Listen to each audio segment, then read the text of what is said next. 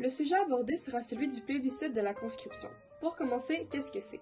La conscription est un enrôlement obligatoire des citoyens dans l'armée de leur pays. Le 29 août 1917, la loi du service militaire est adoptée. Tous les hommes de 20 à 45 ans peuvent être convoqués à tout moment pour aller combattre.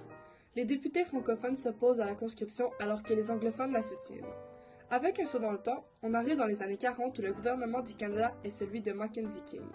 Ainsi, le Parti libéral est réélu pour un deuxième mandat consécutif. Le gouvernement libéral est une deuxième fois majoritaire à 50% contre 30% pour le Parti conservateur. Alors qu'au Québec, pendant les mêmes années, c'est Adélard Godbout qui est le premier ministre, il est le chef du Parti libéral du Québec. Il a été le premier ministre de 1939 à 1944. Il est contre la conscription. Dans les années 40, au Québec, le droit de vote aux femmes est accordé. La devise « Je me souviens » également.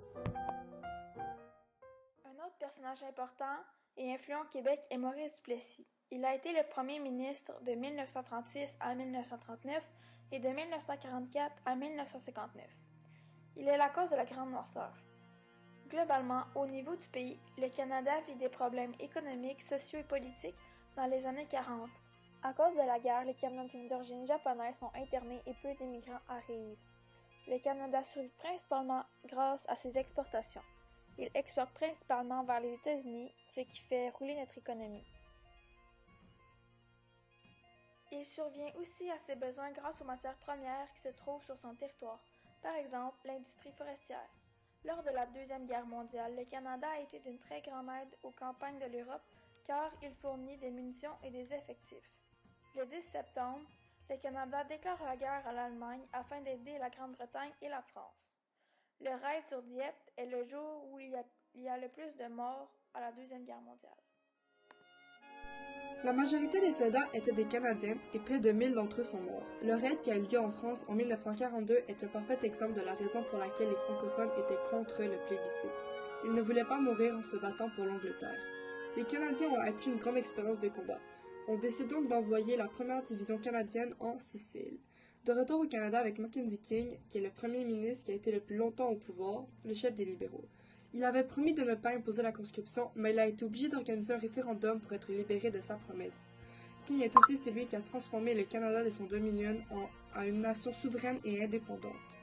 Le plébiscite est un référendum que King a instauré en 1942 pour savoir s'il y avait une possibilité que le gouvernement soit libéré de ses engagements contre la conscription, la raison pour laquelle il s'était fait élire. Lorsqu'il doit prendre la décision d'amener le plébiscite, Mackenzie King dit « La conscription c'est nécessaire, mais pas nécessairement la conscription ». La conscription n'est effective qu'en 1944. Environ 73% des Québécois ont voté non, alors que dans les autres provinces anglophones, 80% de la population a voté oui. La conscription est donc autorisée si c'est jugé nécessaire.